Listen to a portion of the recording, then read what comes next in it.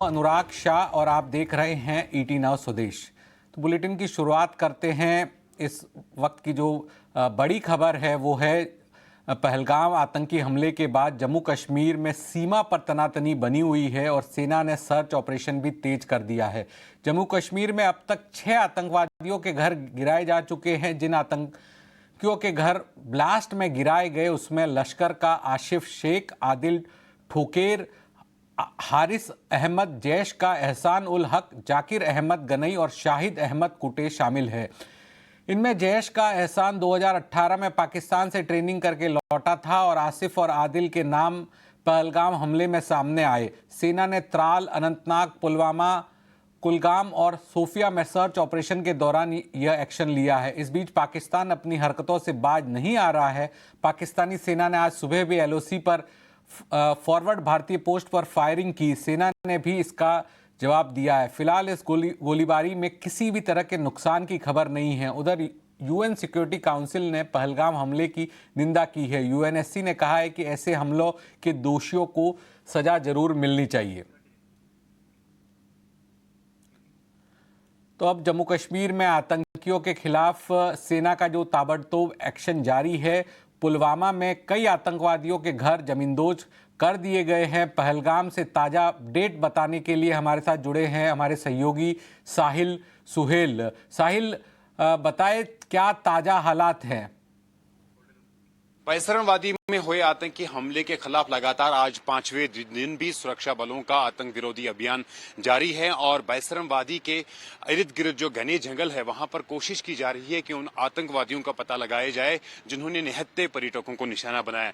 मेरे सहयोगी शफीक आपको ये एक्सक्लूसिव तस्वीरें दिखाएंगे सीआरपीएफ जवानों की जो इस ऑपरेशन में जुटे हुए हैं और लगातार इस बैसरणवादी की तरफ जो है सीआरपीएफ के जो जवान है उनको भेजा जा रहा है। भारतीय सेना और जम्मू कश्मीर पुलिस की जो स्पेशल ऑपरेशन ग्रुप है वो टीम भी लगातार बैसरणवादी में लगी हुई है। इसके साथ साथ जो बाकी इलाके हैं, बाकी जंगल है, वहां पर भी ये सर्च ऑपरेशन जो है वो लगातार चलाया जा रहा है। इसके साथ साथ कश्मीर घाटी के अंदर खासतौर पर दक्षिण कश्मीर के अनंतनाग, कुलगाम, शुपियां और पुलवामा में लगातार सर्च ऑपरेशन किए जा रहे हैं। उन ओजीडब्ल्यूज के घरों पर छापामार कार्रवाई हो रही है जिन्होंने आतंकी संगठन है उनके साथ काम किया या उनकी सहायता की है। लगातार वो ऑपरेशन भी चलाए जा रहे हैं और कई एक बड़े ऑपरेशंस में जो है सुरक्षा बलों को कामयाबी भी मिली है। दक्षिण कश्मीर के कुलगाम में 2 आतंकी सहयोगियों को गिरफ्तार किया गया है। इसी के साथ ही कल हमने देखा कि बांडीपुरा में एक आतंकवादी को मार गिराया गया है। लाइन ऑफ कंट्रोल पर लगातार पाकिस्तान कोशिश कर रहा है कि वो भारतीय सेना की जो आउटपोस्ट है उनको निशाना बनाए, लेकिन वो उनकी उन तमाम कोशिशों को विफल बनाया जा रहा है। पाकिस्तान की सेना की कोशिशों को भारतीय सेना ने आज रात के दौरान भी नाकाम बना दिया और इस तरीके से जो कश्मीर घाटी या लाइन ऑफ कंट्रोल के जो नजदीकी इलाके हैं वहां पर लगातार सर्च ऑपरेशन चलाए जा रहे हैं। सेना और जम्मू कश्मीर पुलिस हो, सीआरपीएफ के जवान काफी सतर्क नजर आ रहे हैं और ये ऑपरेशन लगातार अंजाम दिए जा रहे हैं। कश्मीर घाटी में लगातार कोशिश की जा रही है कि उन आतंकवादियों का जल्द से जल्द पता लगाया जाए जो इस आतंकी साजिश में शामिल थे। इसके साथ साथ एक्शन भी लिया गया है उन आतंकवादियों के खिलाफ जो इस ऑपरेशन में शामिल है और जिन्होंने इस ऑपरेशन को अंजाम देने में अपना रोल अदा किया है। 5 आतंकवादियों के घर दक्षिण कश्मीर के पुलवामा, अनंतनाग और शुपियां और कुलगाम डिस्ट्रिक्ट में जो है वो गिराए गए हैं पिछले 24 घंटों के दौरान और सूत्रों के हवाले से खबर है कि ये एक्शन लगातार जारी रहेगा और यहाँ ग्राउंड जीरो पर बैसरणवादी में सुरक्षा बलों का ऑपरेशन लगातार जारी है।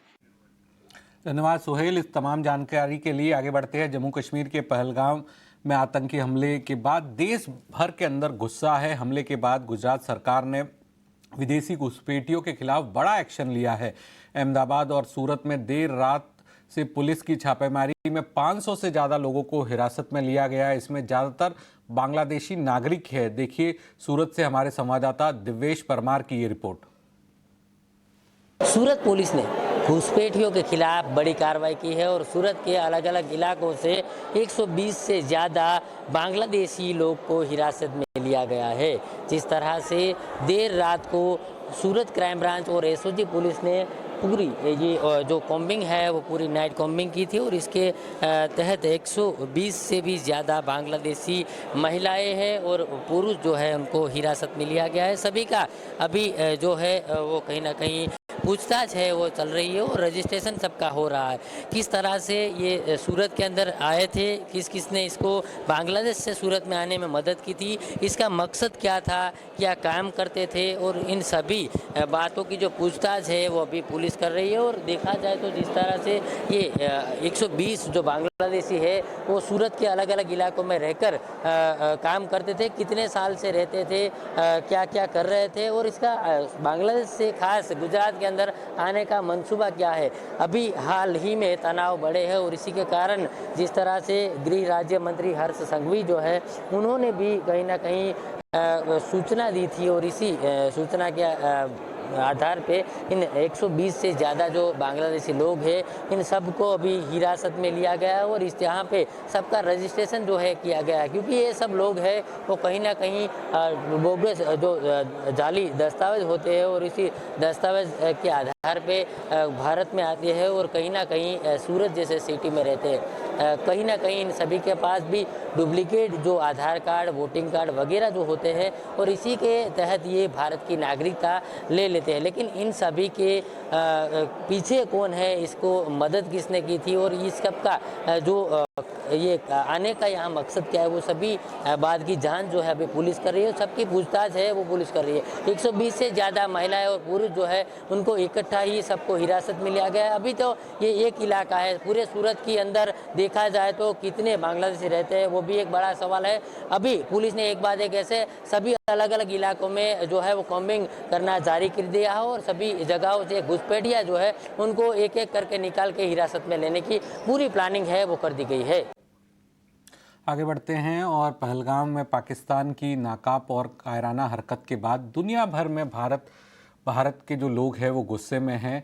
कल लंदन में पाकिस्तान उच्चायोग के बाहर भारतीय समुदाय ने पाकिस्तान के खिलाफ प्रदर्शन किया और जमकर नारेबाजी की। मौके पर पाकिस्तानी लोग और उच्चायोग के कर्मी भी मौजूद थे और तनाव को देखते हुए भारी पुलिस बल भी तैनात किया गया। भारतवंशी जब बर्बर हमले को लेकर विरोध जता रहे थे उसी दौरान पाकिस्तानी अराजक तत्व भी वहां पहुंच गए और प्रदर्शन में बाधा डालने की कोशिश की। इससे तनाव की स्थिति बन गई। भारतीय समुदाय के लोग झंडे, बैनर और तख्तियां लेकर आए थे। इस दौरान भारत माता की जय और पाकिस्तान मुर्दाबाद के नारे भी लगाए गए। प्रदर्शनकारियों ने अपने हाथ में कार्ड पकड़े हुए थे जिस पर लिखा था आई एम हिंदू। दरअसल पहलगाम हमले में आतंकवादियों की निर्देश जो थे